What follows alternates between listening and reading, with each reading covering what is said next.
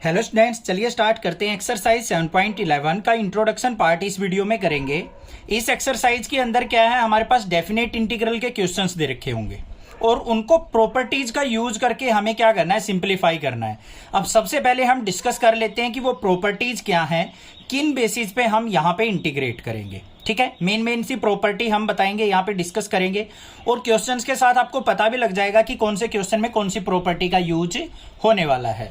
सबसे पहले अगर मैं बात करूं प्रॉपर्टी नंबर 1, जो मेन प्रॉपर्टी है वो मैं आपको बता रहा हूं। बिल्कुल सिंपल सी प्रॉपर्टी है। अगर हमें यहाँ पे इंटीग्रेशन दे रखा है a to b और फंक्शन दे रखा है fx dx, इसका अगर हमें इंटीग्रेशन करना है तो हम क्या करते हैं, यहाँ पे जो फंक्शन होता है उसको पुट करते हैं। अगर मान लो हमें यहाँ पे x की जगह t पुट करना पड़ गया तो x का डिफरेंशिएशन dx और t का क्या हो जाएगा dt। तो यहाँ पे dx इक्वल टू dt है तो लिमिट हमारी क्या रहेंगी, a to b ही रहेंगी और fx की जगह क्या आ जाएगा हमारा यहाँ पे f ऑफ t का फंक्शन और derivative with respect to t हो जाएगा। तो लिमिट हमें यहाँ पे चेंज करने की जरूरत नहीं पड़ी, तो डायरेक्टली fx को हमने f ऑफ t लिख दिया, लिमिट a to b है, यही रह जाएगा हमारा, ये प्रॉपर्टी होती है। उसके बाद हम दूसरी प्रॉपर्टी पे अगर चलें तो हमारी प्रॉपर्टी क्या है, प्रॉपर्टी नंबर 2। अगर हमें लिमिट दे रखी है a से b, फंक्शन दे रखा है fx dx और हमें कहीं ना कहीं लिमिट को चेंज करने की रिक्वायरमेंट आ गई, मतलब इस तरीके से a to b की जगह b to a लिखना पड़ गया हमें, इस तरीके से b से a और फंक्शन क्या रहेगा f ऑफ x dx। अगर लिमिट को हम अपर लिमिट को लोअर बनाते हैं और लोअर को अपर बनाते हैं तो हमें माइनस साइन बाहर लेना पड़ेगा, ये चीज आपको ध्यान रखनी है। समझ में आ गई बात? ऐसा क्यों करना पड़ेगा, कई बार क्या होता है, अब मोस्टली क्वेश्चंस में देखोगे नीचे लोअर वैल्यू होती है, ऊपर हायर वैल्यू होती है।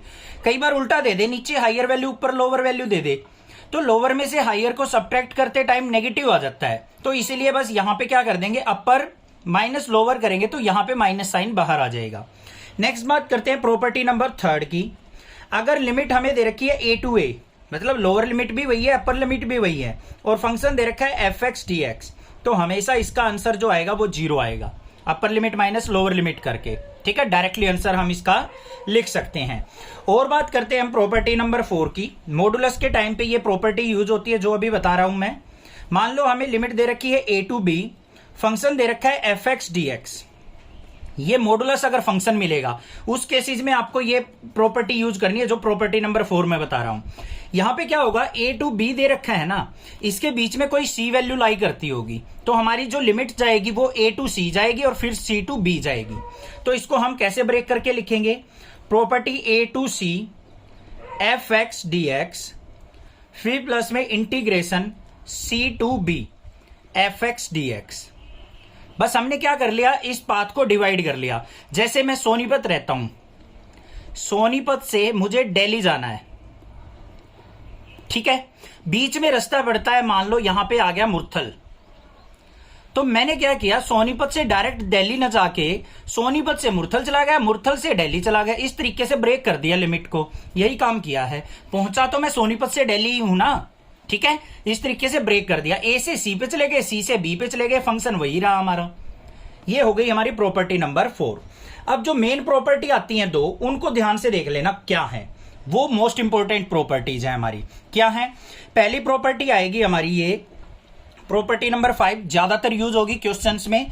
क्या है, अगर लिमिट आपको दे रखी है a to b और फंक्शन दे रखा है fx dx, तो इसको हम कैसे लिख सकते हैं, limit a to b f of दोनों लिमिट्स का सम a प्लस b और माइनस में जो फंक्शन है x dx, इस तरीके से इसको राइट डाउन किया जा सकता है।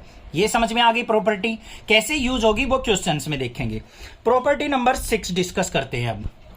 प्रॉपर्टी नंबर 6 क्या कहती है, अगर हमें लिमिट दे रखी है 0 से 2a, 2a का मतलब है नीचे 0 से स्टार्ट होके ऊपर ट्वाइस दे रखा है कुछ लिमिट का, जैसे 0 से 2 पाई दे दिया, 0 से 2x दे दिया, 0 से 2 टाइम्स ऑफ ए कुछ भी दे दिया, 2 टाइम्स मान लो e दे दिया, कुछ भी दे रखा हो, 0 से 2 टाइम्स दे रखा है, तो हमारा क्या होगा, यहां पे फंक्शन होगा fx dx। अब इसके अंदर 2 केस बनेंगे, if f of 2a minus x ये 2a माइनस एक्स, यही वाली प्रॉपर्टी एक तरीके से upper limit plus lower limit minus x. अगर f of 2a minus x equal to f x आता है, मतलब पॉजिटिव आता है, तो हमारा रिजल्ट जो होगा वो क्या हो जाएगा, ट्वाइस 2 बाहर आ जाएगा, इंटीग्रेशन 0 से a और एफ एक्स डी एक्स। क्या कहा मैंने, ध्यान से समझो। अगर लिमिट हमें 0 से ट्वाइस ऑफ a दे रखी है, जैसे 0 से 2 पाई दे रखी है, 0 से 2x दे रखी है, इस तरीके से दे रखी है, और हमारा f of 2a minus x अगर पॉजिटिव आ जाए तो हमारा क्या हो जाएगा, 2 बाहर ले लेंगे, लिमिट 0 से a F x D x हो जाएगी। बात हुई क्लियर।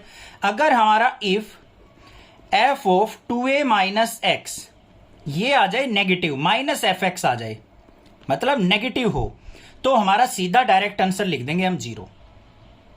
बस ये चीज ध्यान रखनी है। पॉजिटिव वैल्यू होगी तो हमारा क्या हो जाएगा, ये यहां पे ट्वाइस ऑफ 0 से एफ एक्स डी एक्स। अगर नेगेटिव होगा तो हमारा डायरेक्टली आंसर क्या हो जाएगा, 0 हो जाएगा। एक प्रॉपर्टी और रह गई, वो प्रॉपर्टी और देख लेते हैं क्या है।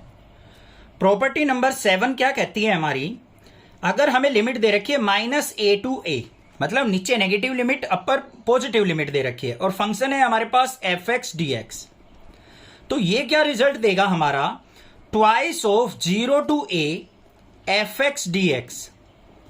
ये रिजल्ट देगा हमारा कब, when f is even function, f is even function.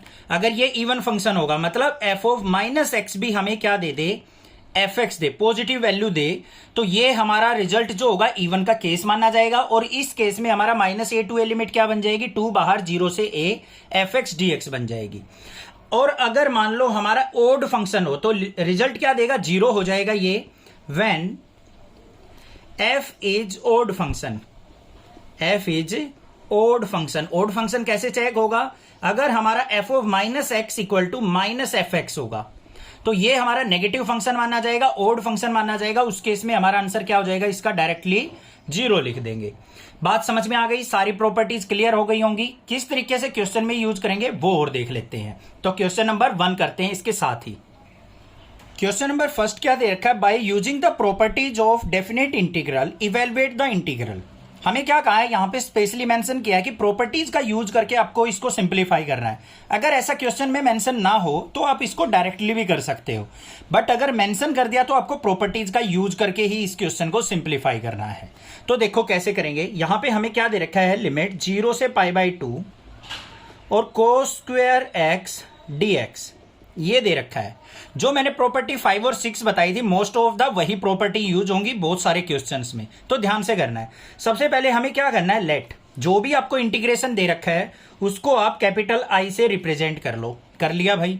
Next time में क्या हो जाएगा हमारा, I इक्वल टू 0 से π/2 और यहां पे क्या आ जाएगा, cos स्क्वेयर π/2 माइनस एक्स। वैसे लिमिट क्या थी, कौन सी प्रॉपर्टी है, a plus b minus x वाली प्रॉपर्टी नंबर 5 जो अभी अभी हमने डिस्कस की है। वही आपने लिमिट का सम करना है, 0 प्लस π/2 हो गया, माइनस एक्स करके इसको लिख देना है, और साथ में क्या रहेगा हमारा dx। अब देखो ध्यान से, I इक्वल टू क्या बन गया, लिमिट 0 से π/2 पे हमारा कोस किस में चेंज हो जाएगा, साइन में, तो ये बन गया साइन स्क्वेयर x dx। इसको इक्वेशन नंबर फर्स्ट मान लेंगे, इसको इक्वेशन नंबर सेकंड मान लेंगे। अब हमें क्या करना होता है, add equation first and second. सभी क्वेश्चंस में ऐसे ही चलेगा, 2 कन्वर्ट कर लिया हमने इसको और दोनों को ऐड कर लेंगे। यहां पे लेफ्ट साइड i प्लस आई क्या हो जाएगा, 2i इक्वल टू लिमिट 0 से π/2, ऊपर क्या था हमारा cos स्क्वेयर x dx, ये क्या है हमारा प्लस 0 से π/2 साइन स्क्वेयर x dx। एक प्रॉपर वे से क्वेश्चन करेंगे बच्चों, डायरेक्ट मत कर देना। यहां पे क्या आ गया, 2i इक्वल टू लिमिट 0 से π/2 cos square x plus sine square x। इस तरीके से लिखेंगे cos square x plus sine square x, और इसका हम क्या करेंगे, इंटीग्रेशन। आगे आ जाओ, 2i इक्वल टू इंटीग्रेशन 0 से π/2। अब cos square x plus sine square x किसके इक्वल होता है, 1 dx। 1 का इंटीग्रेशन कर लो, 2i इक्वल टू 1 का इंटीग्रेशन हो गया x लिमिट 0 से π/2, तो 2i इक्वल टू क्या आ गया, अपर लिमिट पुट करेंगे π/2 माइनस में 0। अब 2 नीचे आएगा तो i इज इक्वल टू क्या आ गया, π/2 मल्टीप्लाई 2 नीचे आएगा ये, तो I इज इक्वल टू किसके आ गया, π/4 के। ये आंसर आ गया आपका। अब अगर मान लो प्रॉपर्टीज का यूज करके ना करना होता, तो जैसे हमने एक्सरसाइज 7.10 में किए हैं क्वेश्चंस और 7.9 में, वैसे आप इस क्वेश्चन को सिंप्लीफाई करके देखना, आंसर यही आएगा। ठीक है, अगर प्रॉपर्टीज का यूज करके बोला है तो प्रॉपर्टी का यूज करके करना है, अदरवाइज आप डायरेक्ट भी क्वेश्चंस कर सकते हैं, आपका आंसर बिल्कुल ठीक माना जाएगा। कोई भी प्रॉब्लम किसी प्रकार की लगे तो आप मुझसे पूछ सकते हैं, अदरवाइज चैनल को सब्सक्राइब कीजिए, लाइक कीजिए और शेयर कीजिए। Thank you students for watching your channel. Next class is